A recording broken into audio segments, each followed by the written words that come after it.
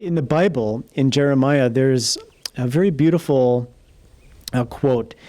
Behold, just like clay in the potter's hands, so are you in my hands.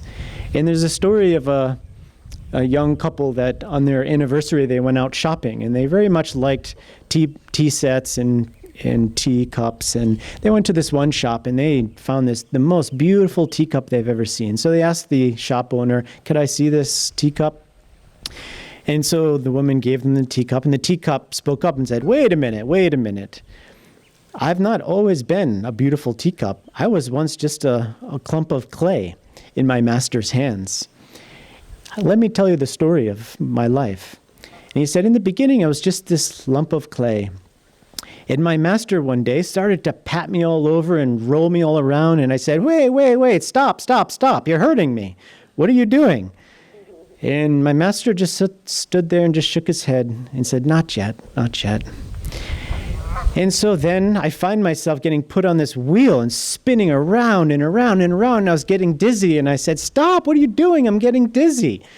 And he said, not yet. So then before I knew it, he's putting me in the oven.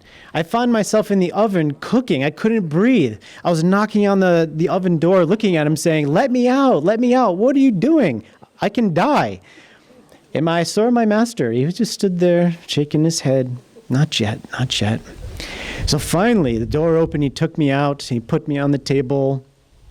I started to cool off. I thought everything was going to be okay.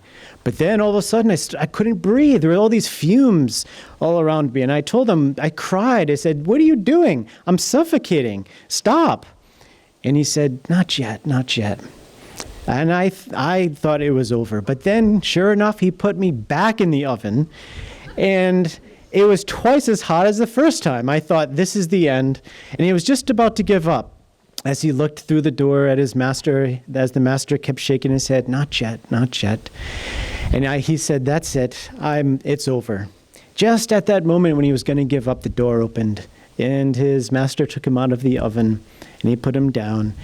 And he felt relaxed a little bit. He was cooling down. And after an hour went by, his master came with a mirror and gave him the mirror. And he looked at himself and said,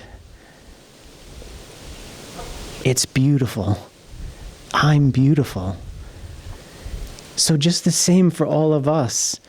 We have to trust the process.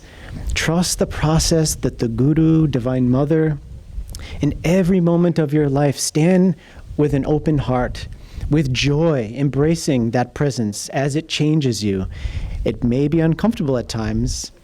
It may be hot. It may be dizzy. But the Guru is there to set you free. The more we cooperate with this process, the more you'll find that you will feel the joy of God increasing and the bliss will be deepening.